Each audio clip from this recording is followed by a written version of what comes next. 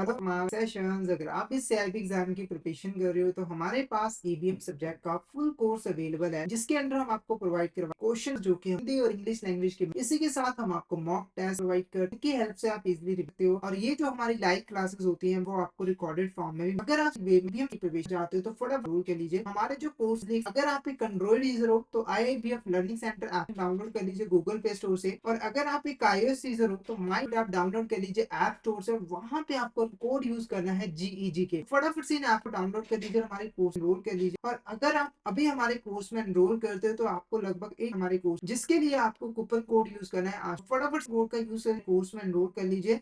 और हमारे Telegram channel को भी जरूर ज्वाइन कर लीजिए, एग्जाम से रिलेटेड अपडेट्स वो डालते रहते हैं। और अगर आपको भी किसी भी तरह की क्वेरी आती है तो आप इस चैनल पे रहते हो तो फटाफट से हमारे टेलीग्राम चैनल को ज्वाइन कर लीजिए, ताकि कोई इंपॉर्टेंट अपडेट आपसे मिस ना आ जाए। इसका लिंक आपको वीडियो के डिस्क्रिप्शन में मिल जाए। शुरू करते हैं आज का टॉपिक।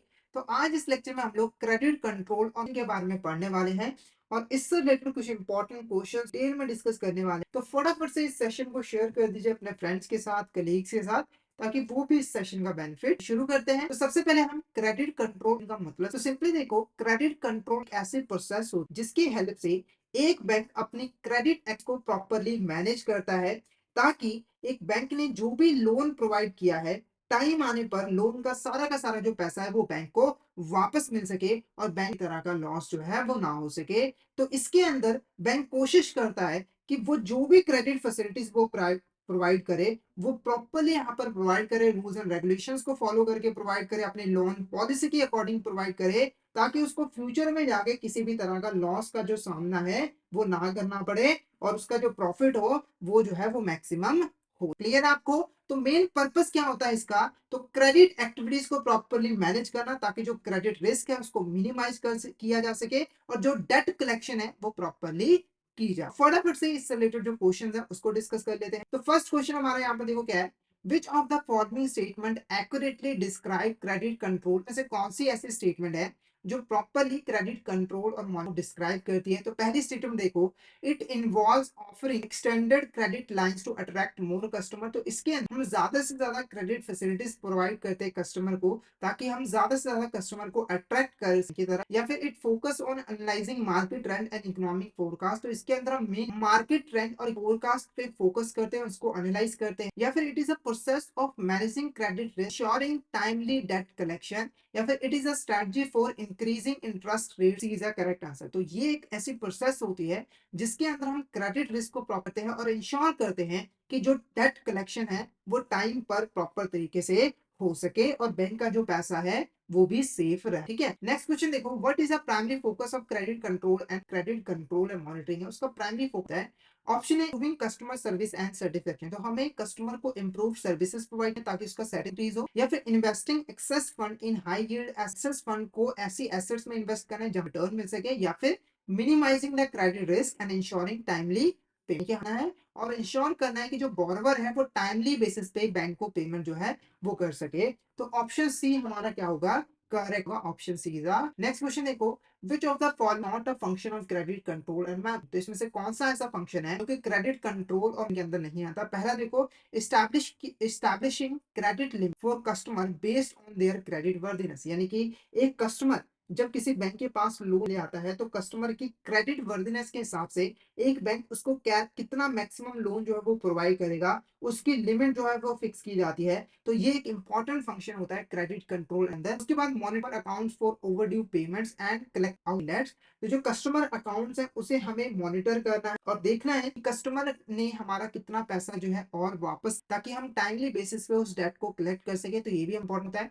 उसके बाद to ensure that funds provided by bank are put to intended use. यानी कि बैंक ने जिस पर्पस के लिए लोन दिया है, जो कस्टमर है बोरबर है, फंड्स को उसी पर्पस के लिए यूज करे, ये भी इंश्योर करना। तो ये भी हम इंपॉर्टेंट फंक्शन होता है। उसके बाद डेवलपिंग मार्केटिंग स्ट्रेटजी, ये हमारा क्रेडिट कंट्रोल और ड्रिंक। ठीक है, बाकी तीन इंपॉर्टेंट। नेक्स्ट क्वेश्चन देखो, which of the following is a tool used for credit monitoring? जो कि बैंक यूज करता है क्रेडिटिंग के लिए। पहला देखो, एनालाइजिंग बोरबर्स बैंक। तो ये एक इंपॉर्टेंट टूल है। बैंक क्या करता है? बैंक जो कस्टमर अपने बैंक अकाउंट में कौन कौन सी एक्टिविटीज परफॉर्म कर उसको बैंक जो है वो करता है, जिससे बैंक को इंपॉर्टेंट इन्फॉर्मेशन मिल पाती है कि जो हमारा कस्टमर है उसकी फाइनेंशियल कंडीशन कैसी है, उसकी फाइनेंशियल एक्टिविटीज कैसी है, जिसके बेस पर कोई भी बैंक ये देख पाता है कि यहाँ पर कोई जरूरत सारा काम सही से हो रहा है या फिर नहीं हो रहा है। ठीक है। उसके बाद periodic visits and inspection of the borrower business, तो ये भी हमारा एक इंपॉर्टेंट टूल होता है। अंदर जो बैंक है वो बिजनेस प्लेस के ऊपर जाकर हमारा जो कस्टमर है, बॉर्बर है, उसके बिजनेस की जो है इंस्पेक्शन करता है कि इसने जो डॉक्यूमेंट्स वगैरह प्रेजेंट किए थे जिसके लोन प्रोवाइड किया है वो सही है या फिर नहीं है। जैसे अगर मान के चलो किसी एसेट को परचेज करने के लिए लोन लिया गया था, क्या वो एसेट एक्चुअली में परचेज की गई है कि नहीं की गई है, इसका जो है वो पता लगा। उसके बाद stock receivers audit conducted by bank, तो ये भी हमारे इसके अंदर बैंक क्या करता है, जो बिजनेस जो हमारा बॉर्बर है उसके पास जो स्टॉक अवेलेबल होता है उसकी ऑडिटिंग की जाती है कि जो स्टॉक है उसकी वैल्यूएशन सही तरीके की गई है कि नहीं। क्योंकि देखो कई बार स्टॉक के बदले भी तो लोन लिया जाता है, तो क्या जो लोन वो सही स्टॉक के बदले दिया गया है, वो सारी चीजें इसके अंदर पता लगाई जाती है। उसके बाद analysis of financial statement of business auditor report, इसके अंदर बैंक क्या करता है, हमारे जो बिजनेस के फाइनेंस होते हैं उसको स्टडी करता है, जिससे हमारा जो पर्सन है, बॉर्बर है, फाइनेंशियल के बारे में, फाइनेंशियल कंडीशन के बारे में, फाइनेंशियल परफॉर्मेंस के बारे में बैंक को पता लगता है, जिससे उसे ये श्योरिटी मिलती है कि उसका पैसा जो है वो टाइम पर वापस नहीं है। ठीक है। तो ये सारे के सारे हमारे टूल होते हैं। तो जो ऑप्शन डी होगा वो हमारा correct, option D is a correct answer. ये सारे के सारे वो जो है वो यूज किए जाते हैं क्रेडिट के अंदर। नेक्स्ट क्वेश्चन देखो, when are stock audit typically conducted by banks. ठीक है। तो जो स्टॉक ऑडिट वो बैंक कब यहाँ पर कंडक्ट करते हैं, तो इसके बारे में बताया। इसके अंदर हम ये देख कि जो बिजनेस ने प्रॉपर्ली अपना स्टॉक मेंटेन करके रखा है कि नहीं, यानी कि जो इन्फॉर्मेशन स्टॉक के बारे में बैंक को दी थी वो करेक्ट है या फिर नहीं है, उसके बारे में पता लगाया जाता है। तो ये कब किया जाता है, पहला, for all borrower account regardless size और लोकेशन, तो जितने भी बॉर्बर्स उनकी इंस्पेक्शन की जाती है, उनके स्टॉक की ऑडिटिंग की जाती है, साइज और लोकेशन मैटर नहीं। ऐसा replacement of periodic visit and inspection, तो जो पीरियोडिक विजिट और इंस्पेक्शन था उसके रिप्लेसमेंट के तौर पर हम जो है स्टॉक ऑडिट को या फिर when there are concern about the borrowers financial health, जब बैंक को लगता है कि जो बॉर्बर है उसकी फाइनेंशियल हेल्थ की गड़बड़ है तब ये पड़ती है। या फिर when there is a medium and large account और वेयर नॉर्मल वेरी डिफिकल्ट, अगर हमारा जो अकाउंट है बॉर्बर का वो मीडियम है, लार्ज और नॉर्मल इंस्पेक्शन जो है, नॉर्मल वेरिफिकेशन डिफिकल्ट है, तो वहां पर हम स्टॉक ऑडिट को यूज करते हैं। जो हमारा डी है, जो हमारा ऑप्शन डी है, ये क्या है। नेक्स्ट देखो, which of this is purpose of periodic visit and से हमारा कौन सा पर्दा पीरियोडिक विजिट का, तो इस मीनिंग बताया हुआ है। पहले देखो क्या है, it gives an impression about D level, यानी कि बॉर्बर की बिजनेस के अंदर क्या क्या एक्टिविटीज के बारे में कुल ये हमारा पर्पस होता है। उसके बाद it helps in finding out the position other asset charge to the bank, ये हमें बताता है कि जो बॉर्बर की जो स्टॉक की क्या पोजीशन और अदर एसेट जिसके ऊपर बैंक ने चार्ज क्रिएट किया उसकी पोजीशन कैसे से बैंक को इंपॉर्टेंट इन्फॉर्मेशन आती है बॉर्बर में। तो ये भी हमारा पर्पस होता है। The fact of the bank charge over the asset should be prominently display, तो बैंक ये भी इंश्योर करता है कि ये क्लियरली स्पेसिफाई किया हो कि जो एसेट है उसके ऊपर बैंक का चार्ज क्रिएट किया हुआ है, ताकि जो बॉर्बर वो इसे और को सेल ना कर सके। तो ये भी पर्पस होता है। उसके बाद to gain useful about the use diversion of fund financial health and realisation of debt, तो ये हमारा पर्पस नहीं होता है। को पूरा करने के लिए हम लोग फाइनेंशियल जो का एनालिसिस करते हैं वो टूल यूज है। तो ऑप्शन डी हमारा क्या होगा यहाँ पर करेक्ट लीजा। नेक्स्ट देखो, इन एक्सेप्शनल केसेस और in case of large limit bank में appoint nominee director on the to. ठीक है। तो कई केसेस में क्या होता है, अगर एक्सेप्शनल केस है और जो लिमिट है यानी कि जो लोन दिया वो बड़ी अमाउंट में है, तो उस केस में क्या होता है कि बैंक क्या करता है कि जो बोर्ड ऑफ डायरेक्टर होते हैं कंपनी के, ठीक है, उसके अंदर एक नॉमिनी डायरेक्टर अपॉइंट करता है, यानी अपना अपॉइंट करता है as a director of a company. अब वो क्यों करता है ऐसा, इसका क्या पर्पस होता है, तो ऑप्शन है इंश्योर कंपनीज प्रॉफिटेबिलिटी है इसको इंश्योर करने के लिए, या फिर monitor the companies decision, company कौन कौन से डिसीजन ले रही है उनको मॉनिटर करने के लिए, या फिर manage the companies day to day operation, day to day basis पे ऑपरेशन को मैनेज करने के लिए, या फिर represent the bank share holders. तो option B is a correct. ठीक है। जो हमारे डायरेक्टर होते हैं ना वो कंपनी से रिलेटेड इंपॉर्टेंट डिसीजन ले, इसके ऊपर कंपनी का फ्यूचर जो है वो डिपेंडेंट होता है। तो बैंक क्या करता है, अपना एक इंडिविजुअल एक एम्प्लॉय, ठीक है, अपॉइंट करता है डायरेक्टर के बीच में, ताकि वो देख पाए कि जो डिसीजन हो वो सही हो, कोई भी गलत ना लिया जाए जिससे बैंक का पैसा जो है वो डूब जाए, ऐसा बिल्कुल भी नहीं होना चाहिए। तो ऑप्शन बी जा करेक्ट आंसर, कम डिसीजन नजर रखने के लिए उसको अपॉइंट किया। नेक्स्ट देखो क्या है, which of this correct regarding the credit audit, statement जो है वो करेक्ट है regarding audit.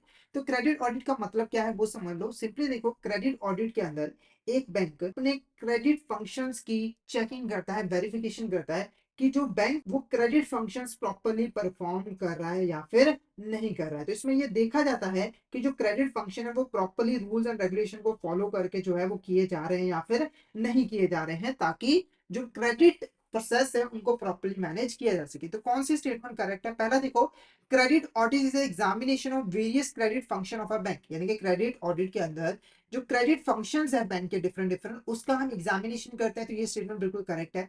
It is normally conducted by internal staff having adequate credit experience. तो ये जो ऑडिट होता है वो हमारा बैंक का इंटरनल स्टाफ कंडक्ट करता है, जिसको क्रेडिट फील्ड में अच्छा खासा एक्सपीरियंस हो। तो ये स्टेटमेंट बिल्कुल correct. Credit audit examines compliance with extend sanction and post sanction process procedure let down by the bank from time to time, यानी कि जो क्रेडिट ऑडिट ये इस चीज को भी एग्जामिन करता है कि जो बैंक के प्रोसेस है, प्रोसीजर्स पोस्ट सैंक्शन से रिलेटेड, सैंक्शन से रिलेटेड, उसके साथ कंप्लायंस किया जा रहा है कि नहीं, उसको फॉलो किया जा रहा है, इसके बारे में पता लगता है। तो ये भी हमारा करेक्ट है। उसके बाद देखो, each bank formulates its own policy setup for credit audit. तो हर बैंक अपना खुद का पॉलिसी बनाती है, प्रोसीजर बनाती है, ऑर्गेनाइजेशन को सेटअप करती है ताकि क्रेडिट जाए।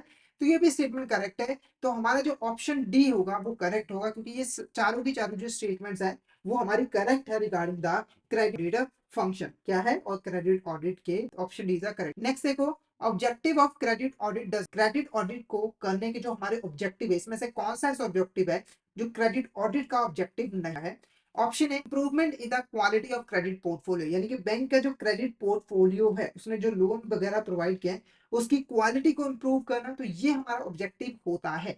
जब भी हम वेरिफिकेशन करते हैं तो जहां पर भी कोई प्रॉब्लम होती है उसमें हम इंप्रूवमेंट करते हैं, ताकि हमारा जो क्रेडिट पोर्टफोलियो यानी कि जो हमने लोन वगैरह दिया है उसकी क्वालिटी इंप्रूव हो सके। क्वालिटी इंप्रूव का मतलब है कि हमने सोच समझ जो है वो दिया हो, ताकि डिफॉल्ट होने के चांस। उसके बाद review sanction process and compliance status of large. तो ये चीज रिव्यू करना कि जो सैंक्शन प्रोसेस है वो सही परफॉर्म की जा रही है, साथ ही साथ जो लार्ज लोन है उसके रिगार्डिंग जो कंप्लायंस है उसको प्रॉपर्ली फॉलो किया जा रहा है, कि ये भी हमारा ऑब्जेक्ट। उसके बाद pickup early warning signals and suggest remedial की जो अर्ली वार्निंग सिग्नल्स हैं उनको पिकअप करना, क्योंकि देखो जब वेरी तो अगर कोई प्रॉब्लम होगी तो हम पहले ही उसको आइडेंटिफाई कर लेंगे और उसको दूर कर देंगे, मतलब कि शुरुआती दौर में कर देंगे ताकि ज्यादा नुकसान ना हो। तो ये भी हमारा एक ऑब्जेक्टिव होता है कि पहले कुछ प्रॉब्लम जो है उसको आइडेंटिफाई कर लो, फिर उसको ठीक करने के लिए रेमेडियल मेजर्स का भी यूज। उसके बाद रेकमेंड है corrective act deposit quality and administration. तो डिपॉजिट क्वालिटी और एडमिनिस्ट्रेशन को इंप्रूव करने के लिए करेक्टिव एक्शंस को रेकमेंड करना। तो ये जो है ये हमारा क्रेडिट ऑडिट के अंदर हमारा के ऑब्जेक्टिव्स के अंदर नहीं आता। तो ऑप्शन डी होगा करेक्ट आंसर। नेक्स्ट क्वेश्चन देखो, which of the following not a credit. हमारा क्रेडिट ऑडिट डिपार्टमेंट है, उसके जो फंक्शंस होते हैं इसमें से कौन सा जो कि होता है? तो क्रेडिट ऑडिट डिपार्टमेंट वो डिपार्टमेंट होता है जो कि ऑर्गेनाइजेशन के अंदर क्रेडिट ऑडिट को परफॉर्म करता है, यानी कि जो बैंक है उसके क्रेडिट फंक्शंस कैसे हैं उसको एग्जामिन करने का काम करता है। तो पहला फंक्शन देखो, analyse credit audit advice relevant department. ठीक है, तो सबसे पहले जो क्रेडिट ऑडिट है उसकी जो फाइंडिंग्स है उनको प्रॉपर तरीके से एनालाइज करना और उसके बेस पर जिन डिपार्टमेंट में कोई भी प्रॉब्लम है उनको एडवाइस प्रोवाइड करना ताकि वो इंप्रूवमेंट कर सके। तो ये एक इंपॉर्टेंट फंक्शन होता है। उसके बाद maintain a database of a loan information audit purposes, यानी कि एक डाटाबेस मेंटेन करके रखना जहां पर हम लोन से रिलेटेड जितनी भी इंफॉर्मेशन है और जो ऑडिट से रिलेटेड जो भी उसको स्टोर करके रख सके। तो ये भी फंक्शन होता है। उसके बाद process and close audit reports. तो जो ऑडिट रिपोर्ट्स उसको प्रोसेस करना, प्रोसेस करने का मतलब कि जो ऑडिट रिपोर्ट है उसको अच्छे तरीके से स्टडी करना और जब जब काम पूरा हो जाए तो उसको क्लोज करना। तो ये भी हमारा इंपॉर्टेंट होता है। उसके बाद grant new loan to customer, यानी कि न्यू लोन प्रोवाइड करना है। तो ये हमारा क्रेडिट ऑडिट डिपार्टमेंट का, और बाकी ये तीन इंपॉर्टेंट होते हैं। तो ऑप्शन डी हमारा क्या होगा करेक्ट आंसर रहेगा। तो यहाँ पर हमारा जो आज का topic credit control and monitoring वो ओवर होता है। तो आई होप आपको यहाँ तक क्लियर हो गया होगा। अगर आपको किसी भी तरह का डाउट आता है तो आप चैट बॉक्स में मैसेज करके पूछ सकते हो, और अगर आपको क्लियर हो गया तो फटाफट से एक बार चैट बॉक्स में जरूर बता दीजिएगा कि आपको यहाँ तक क्लियर है। और अगर आप सिस्टमैटिक वे में एबीएम सब्जेक्ट की प्रिपरेशन चाहते हो तो हमारे कोर्स में जरूर एनरोल कर लीजिए, जिसके अंदर हम आपको प्रोवाइड वीडियोस जो इंग्लिश में अवेलेबल होते हैं। इसी के साथ हम आप टेस्ट मेगा मॉक टेस्ट भी प्रोवाइड करते हैं, जिनकी हेल्प से आप इजीली लिख सकते हो। और ये जो हमारी लाइव क्लासेस होती हैं वो आपको रिकॉर्डेड फॉर्म में भी मिल जाए। तो अगर आप सिस्टमैटिक वे में एबीएम सब्जेक्ट की करना चाहते हो तो फटाफट कोर्स में एनरोल कर लीजिए। हमारे जो कोर्सेज है वो इजीली एक्सेसिबल है। अगर आप एक एंड्रॉइड यूजर हो तो IIBF learning centre application download कर लीजिए गूगल प्ले स्टोर, और अगर आप एक आईएलटीएस यूजर हो तो माय इंस्टीट्यूट ऐप डाउनलोड कर लीजिए ऐप स्टोर से, और वहां पे आपको कोड यूज करना है जीईजी के। तो फटाफट से इन एप्लीकेशन को डाउनलोड कर लीजिए, हमारे कोर्स रोल कर लीजिए। और अगर आप अभी हमारे कोर्स में एनरोल करते हैं तो आपको लगभग 2% का ऑफ मिल जाता है हमारे कोर्स, जिसके लिए आप यूज करना है तो फटाफट का यूज करके हमारे कोर्स में एनरोल कर लीजिए। और हमारे टेलीग्राम चैनल को भी जरूर ज्वाइन कर लीजिए, क्योंकि एग्जाम से रिलेटेड, क्लास रिलेटेड जितने भी इंपॉर्टेंट अपडेट्स डालते रहते हैं। अगर आप तरह की क्वेरी आती है तो आप इस फटाफट से हमारे टेलीग्राम चैनल को ज्वाइन कर लीजिए, ताकि कोई इंपॉर्टेंट अपडेट आपसे मिस ना हो जाए। इसका लिंक आपको वीडियो के डिस्क्रिप्शन बॉक्स में मिल जाए। तो आज के लिए इतना ही। अगर सेशन अच्छा लगा तो सेशन को लाइक कर देना, हमारे सब्सक्राइब कर देना, शेयर जरूर कर देना अपने फ्रेंड्स के साथ, कलीग्स के साथ, ताकि वो भी सेशन फिट ले सके। तो thank you so much everyone, मिलते हैं नेक्स्ट क्लास।